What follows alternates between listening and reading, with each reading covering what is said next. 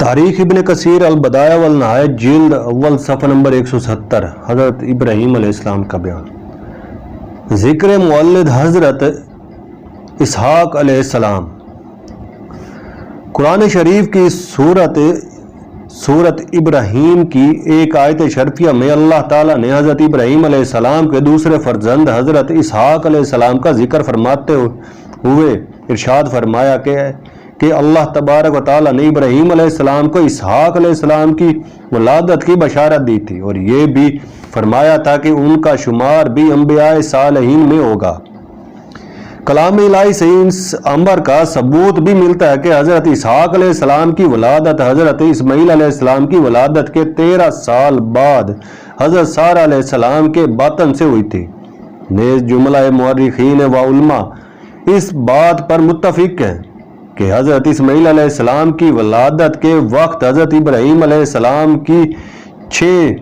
عمر 86 سال اور حضرت اسحاق علیہ السلام کی ولادت کے وقت ان کی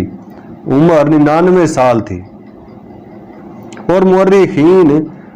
و علماء کا یہ بیان کلام الہی کے عین مطابق ہے کہ جس میں کسی تضاد شائبہ تک نہیں پایا جاتا۔ اس کے علاوہ خود حضرت سارہ علیہ السلام کو جیسا کہ قرآن میں اللہ تعالیٰ نے ارشاد فرمایا اور علماء اور مورخین نے بھی بیان کیا ہے کہ اس بات پر حیرت تھی کہ حضرت ابراہیم علیہ السلام اور خود ان کی کہن سالی یعنی باج ہونے کے باوجود ان کے بطن سے حضرت اسحاق علیہ السلام کی ولادت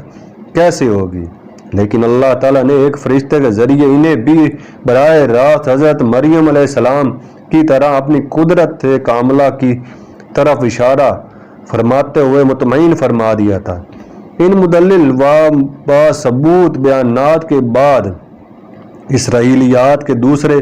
لغو و باطل روایتی بیانات کی طرح اس کا یہ بیان بھی کہ حضرت اسحاق علیہ السلام کی ولادت حضرت سارہ علیہ السلام کے باطن سے اور حضرت اسماعیل علیہ السلام کی ولادت سے قبل بھی ہوئی تھی،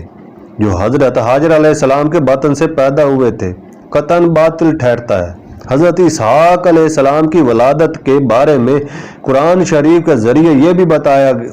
معلوم ہوتا ہے کہ اللہ تعالیٰ نے حضرت سارہ علیہ السلام کو حضرت سارہ رضی اللہ تعالیٰ عنہ کو حضرت اسحاق علیہ السلام کے بعد حضرت یعقوب علیہ السلام کی بشارت دی تھی۔ سورۃ ہود آیت نمبر 71۔ اس کی بیوی جو کھڑی ہوئی تھی وہ ہنس پڑی تو ہم نے اسے اسحاق کے پیچھے یعقوب کی خوشخبری سنا دی۔ اس امر ثابتہ کی جسے محمد بن کعب القرطزی وغیرہ نے بھی بیان کیا ہے،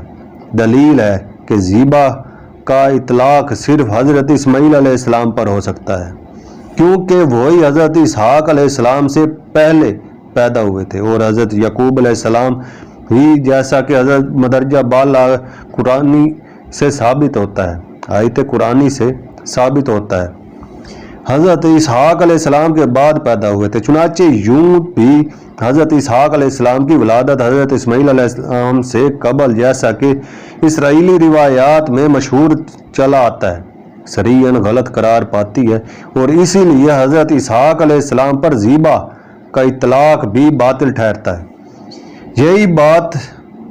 بنائے بیت العقیق کے بارے میں بھی کہی جا سکتی ہے، جسے حضرت اسماعیل علیہ السلام ہی نے اپنے والد محترم حضرت ابراہیم علیہ السلام کے ساتھ مل کر جیسا کہ پہلے بیان کیا جا چکا ہے تعمیر کیا تھا۔ اسی طرح یہ بات بھی جسے ابن حبان نے اپنی تقاسیم میں لکھا ہے کہ ابراہیم علیہ السلام اور سلیمان علیہ السلام کے مابین 40 سال کا فرق ہے۔ اسی طرح یہ بات بھی جسے ابن حبان نے اپنی تقاسیم میں لکھا ہے کہ حضرت ابراہیم علیہ السلام اور حضرت سلیمان علیہ السلام کے مابین 40 سال کا فرق ہے، عقل و نقل دونوں طرح سے غلط قرار پاتی ہے۔